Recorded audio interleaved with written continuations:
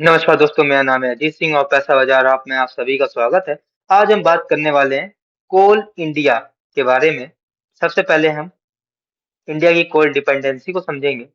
Industrial engine क्या है और इंपोर्ट की क्या स्ट्रेटेजी है इंडिया की, और कोल इंडिया कंपनी का ओवरव्यू करेंगे। फाइनेंशियल परफॉर्मेंस देखेंगे, share holding pattern, pro and cons देखेंगे, टेक्निकल एनालिसिस करेंगे, वैल्यूएशन का एनालिसिस करेंगे और फाइनल वर्डिक्ट की बात करेंगे। सबसे पहले कोल इंडिया की डिपेंडेंसी समझ लेते हैं। कोल 70% ऑफ इंडिया जो 75% जो इंडिया की इलेक्ट्रिसिटी है वो कोल से जनरेट होती है, मतलब थर्मल पावर प्लांट से। तो रैपिड ग्रोथ सोलर और विंड में कोई फर्क नहीं पड़ेगा, क्योंकि कोल एक इसेंशियल बेस लोड पावर है। और इंडिया प्लान कर रहा है थर्मल इंपोर्ट्स को कट करने के लिए कि 30% जितना भी जैसे अभी 2026 से पहले हम लोग 100 यूनिट कोल मंगा रहे थे, लेकिन कंपनी का नाम इंडिया का प्लान है। अब इसमें से हम 30% कट करेंगे, मतलब 70 यूनिट्स ही हम लोग मंगाएंगे, और बाकी जो है 30 यूनिट्स हम इंडिया से ही लेंगे, तो इससे कोल इंडिया को फायदा होगा। इंडस्ट्रियल डिमांड को समझ लेते हैं। सिर्फ पावर सेक्टर तक ही सीमित नहीं है। स्टील और सीमेंट सेक्टर दो पिलर हैं इंडिया के इंफ्रास्ट्रक्चर बूम के। ये भी डायरेक्टली डिपेंड है कोकिंग और थर्मल कोल के लिए। Highways, railway, housing project, factory expansion indirectly link है कोल कंजम्पशन से। इंडिया की जीडीपी ग्रोथ और कोल डिमांड एक दूसरे से कोरिलेटेड करती है। कोई भी स्लो डाउन आता है कोल में, तो इसमें इंडस्ट्री ठप पड़ जाएंगी। समझो जैसे इस समय एलपीजी थोड़ी क्राइसिस चल रही है और कुछ लोगों को सप्लाई नहीं मिल पा रही इंडस्ट्रियल के लिए, जैसे फर्टिलाइजर वगैरह में। तो और टाइल्स वाली इंडस्ट्री वो सब बंद कर दी गई है। तो थोड़ा सा इसे भी देखना चाहिए कोल कितना पावरफुल है। टीयर थ्री टीयर कोल स्टॉक सिस्टम समझ लेते हैं। टीयर फर्स्ट में कोल माइंस है, इन्हें 125 मिलियन टन का 4 मंथ का प्रोडक्शन कवर रखना होगा, मतलब ये 4 महीने का प्रोडक्शन आपका एडवांस में तैयार होना चाहिए।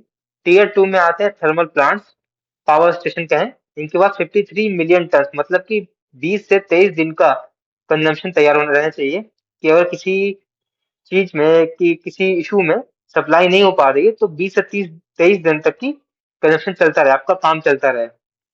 और टीयर थ्री में आता है इन ट्रांसिट, मतलब रेल नेटवर्क 5 से 12 मिलियन टन फ्लो करना चाहिए, मतलब कि बढ़ के एक जगह से दूसरी जगह जाते रहना चाहिए, जिससे डिमांड में स्पाइक रहे।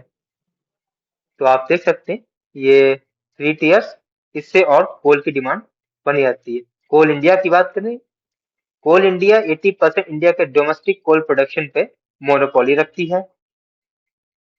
कोल प्राइस मेंटेन की बात करें, 2500 रुपीज पर टन है। ई ऑप्शन मैकेनिज्म के द्वारा ये डिसिप्लिन लाया गया है।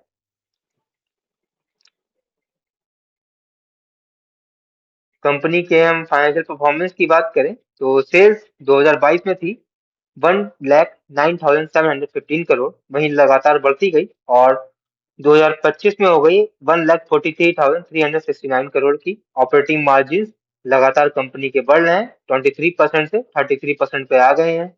नेट प्रॉफिट की बात करें तो मार्च 2022 में कंपनी 17,378 रुपए कमा रही थी, वही कंपनी 2025 में कमा रही है 35,302 करोड़ रुपए। अप्रोक्स 2 टाइम्स हो गया, इनका डबल हो गया प्रॉफिट।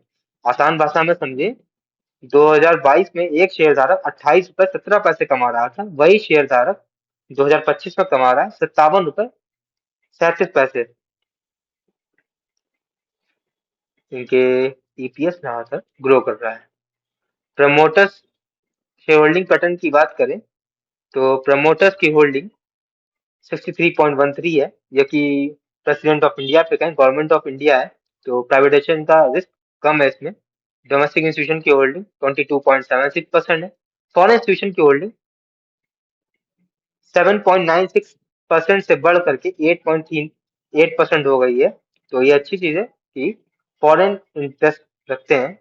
पब्लिक होल्डिंग बहुत कम 5.62% है। कंपनी की स्ट्रेंथ और वीकनेस की बात करें, डिविडेंड यील्ड बहुत अच्छी है 6.10%। 3 साल का रिटर्न ऑन इक्विटी देखें 48.7% है। लगातार कंपनी 45% का डिविडेंड पे आउट कर रही है। Return on capital employed 48%। Government की बैकिंग है, 63% प्रमोटर की होल्डिंग है। मोनोपोली रखती है, 80% डोमेस्टिक मार्केट शेयर रखती है। पीई रेशियो बहुत ही कम, 8.96%। अब हम वीकनेस की बात करें तो सेल्स ग्रोथ बहुत ही कम है, 8.33% है। और थोड़ा सा ओवरलैप हो गया यहाँ पे। टेक्निकल एनालिसिस आप देख सकते हैं चार्ट का।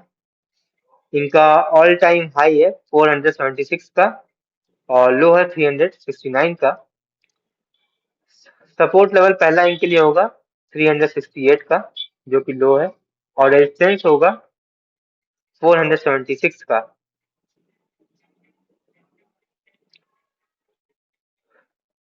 अभी कह सकते हैं कंसोलिडेशन फेज में है। थोड़ा सा अगर हम फंडामेंटली देखें तो पी रेशियो इनका 8.96 है, जबकि एवरेज पीएसयू का एवरेज होता है 10 से 15 का, तो बिलो सेक्टर एवरेज है, मतलब सस्ता है। प्राइस टू बुक वैल्यू 2.54%, तो ये भी 1 से 3 के बीच में होना चाहिए, ये भी फेयर पे है। डिविडेंड यील्ड 6 से 6.10%, आइडियल होनी चाहिए 3 से 5, तो ये भी काफी स्ट्रांग है। Return on capital employ, return on equity 48-38%, ideal होनी चाहिए 15% से ऊपर, ये भी काफी अच्छे हैं। रिटर्न ऑन डेप्ट टू इक्विटी 0.1, आइडियल होना चाहिए 0.5 से नीचे, तो सेफ मानेंगे। ऑपरेटिंग मार्जिन 33%, आइडियल होनी चाहिए 20% से ऊपर, तो हेल्दी है। बस सेल्स ग्रोथ 8.33%, आइडियल होनी चाहिए 12% से ऊपर, तो यही एक वीक चीज है। ओवरऑल अगर हम बात करें तो स्टॉक काफी ज्यादा फंडामेंटली स्ट्रांग है, गवर्नमेंट का बैक भी है, मोनोपोली रखती है मार्केट में, तो इस स्टॉक को अपनी वॉच लिस्ट में ऐड कर सकते हैं। तो ये वीडियो सिर्फ और सिर्फ एजुकेशनल पर्पस के लिए है, कोई भी बाय सेल की रिकमेंडेशन नहीं है। कोई भी निवेश करने से पहले अपने वित्त सलाहकार से बात करें। अगर आपको वीडियो पसंद आए तो लाइक करें, शेयर करें, सब्सक्राइब करें। धन्यवाद।